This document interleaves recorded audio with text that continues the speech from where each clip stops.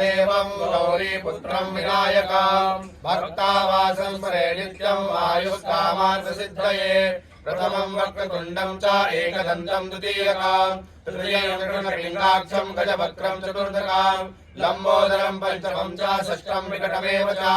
सप्तमं विघ्नराजेन्द्रं धूम्रवर्णं तथाष्टमं नवमं बालचन्द्रं च दशमं तु विनायकम् एकादशं गणपतिं द्वादशं तु गजाननं द्वादशैतानि नामानि त्रिसन्ध्यं या पठेन्नरः